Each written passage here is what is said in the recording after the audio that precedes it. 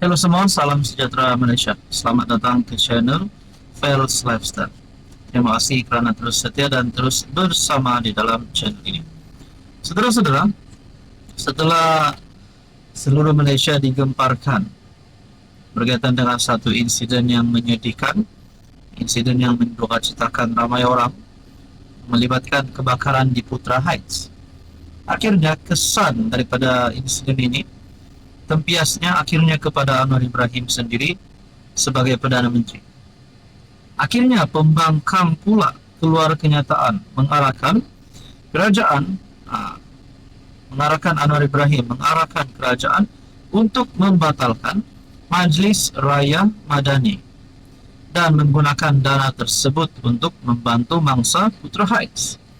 Satu kenyataan daripada Malaysia kini dikongsikan batal Majlis Raya Madani guna dana bantu mangsa Putra Heights.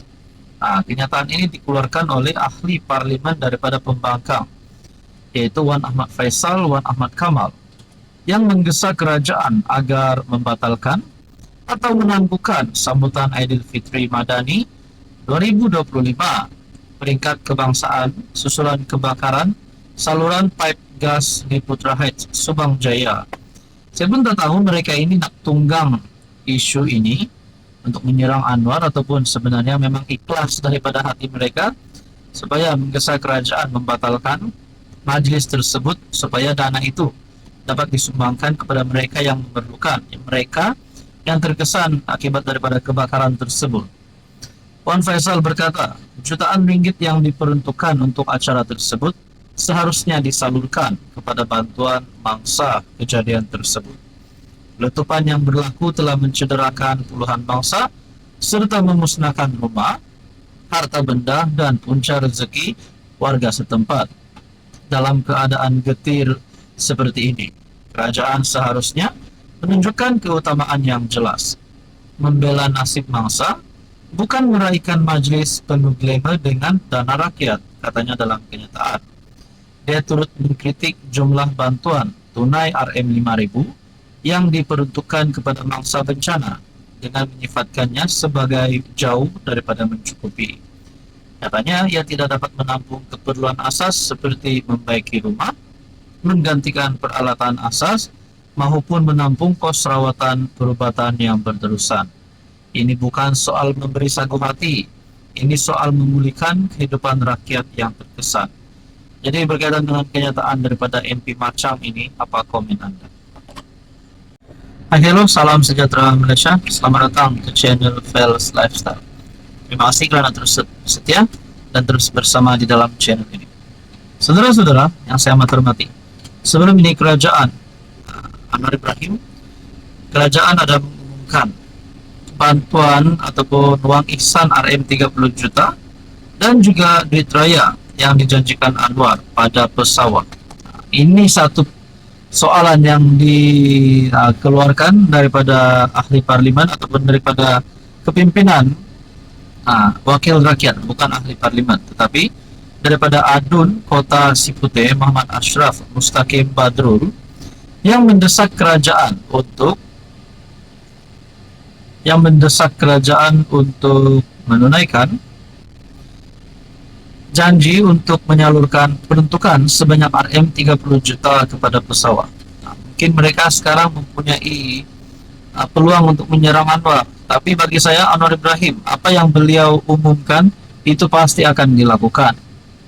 Sebelum ini PM Anwar Ibrahim mengumumkan peruntukan itu yang dikatakan dipersetujui padi beras nasional berhad ataupun bernas dengan separuh daripada jumlah berkenaan diberikan lebih awal pada pesawat sebagai persiapan menyambut Ramadan dan Syawal.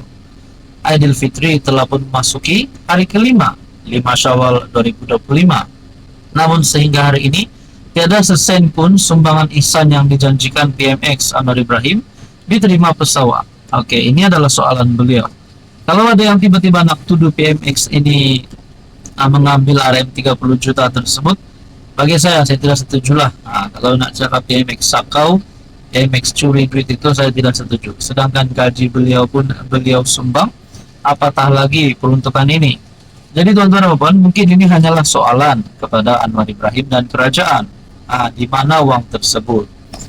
Dalam artikel ini berkata, saya mendesak agar kerajaan bertindak segera untuk memastikan bantuan ini disalurkan dengan telus, sebegitu juga bantuan-bantuan lain yang dijanjikan diberikan tepat pada masanya demi kelangsungan hidup pesawat, katanya dalam satu kenyataan.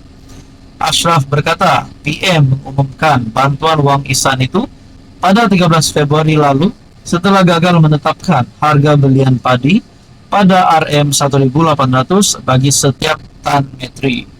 Namun kegagalan membela nasib pesawat tidak terhenti di situ, sehingga kini bantuan tersebut masih belum diterima oleh pesawat, sehingga menimbulkan rasa kecewa dan tidak puas hati dalam kalangan mereka. Pada Januari lalu, lebih 200 pesawat dari seluruh negara berhimpun di hadapan Ibu Pejabat Kementerian Pertanian dan Keterjaminan Makanan di Putrajaya bagi membantah rang undang-undang kualiti benih tanaman dan menuntut supaya harga lantai padi dinaikkan daripada 1.300 setan kepada 1.800. Hai, hello, salam sejahtera Malaysia. Selamat datang ke channel Fels Lifestyle. Terima kasih kerana terus setia dan terus bersama di dalam channel ini. Saudara-saudara yang saya amat hormati, tuan-tuan dan puan yang saya amat hormati, antara peletakan jawatan yang pasti mengejutkan seluruh Malaysia adalah peletakan jawatan Ketua Hakim Negara. Bila perkara ini berlaku, kita pun tidak tahu, kita nantikan saja.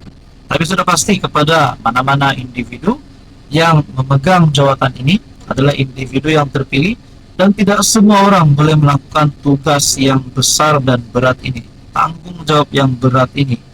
Tapi pada akhirnya, sampai masa nanti, akan ada Ketua Hakim Negara yang bakal dilantik. Saudara-saudara, menurut satu laporan dikongsikan daripada Malaysia Kini, Abang Iskandar dijangka dilantik sebagai Ketua Hakim Negara menurut laporan.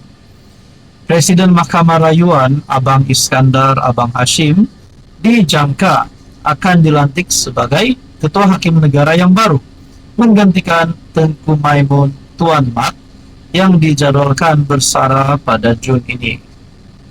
Pelantikan itu nampaknya strategik kerana pada masa ini tiada orang Sarawak lain yang mungkin hampir menjadi hakim tertinggi dalam masa terdekat, kata sumber seperti dipetik FMT. Sumber itu turut mendakwa Hakim Mahkamah Persekutuan Ahmad Teriuddin Saleh, yang merupakan hakim paling junior dalam kalangan 10 hakim Mahkamah Persekutuan, dijangka akan menggantikan Abang Iskandar sebagai Presiden Mahkamah Rayuan.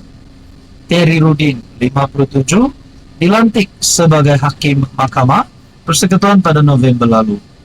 Abang Iskandar yang akan mencapai usia persaraan wajib bagi hakim yaitu 65 tahun pada 1 Julai ini, dijangka akan menerima berlanjutan tempo perkhidmatan selama 6 bulan oleh Yang di-Pertuan Agong. Menurut Undang-Undang Suruhanjaya Pelantikan Kehakiman JSC, mesti mengemukakan senarai calon bagi jawatan tertinggi itu kepada Perdana Menteri. Perdana Menteri selaras dengan perkara 122B Perlembagaan Persekutuan kemudian akan memberikan nasihat kepada Yang di-Pertuan Agong berkenaan perkara itu. Perkara itu juga memperuntukkan Agong untuk bertindak berdasarkan nasihat Perdana Menteri selepas berunding dengan Majlis Raja-Raja. Namun Perlembagaan Persekutuan tidak memperuntukkan Perdana Menteri untuk merujuk kepada Ketua Hakim Negara sedia ada dalam pemilihan penggantinya. Menjunjung kebebasan kehakiman, pada Januari lalu Tengku Maimun menyuarakan keyakinannya bahawa Anwar akan terus menjunjung kebebasan badan kehakiman. Saudara-saudara, apa komen Anda?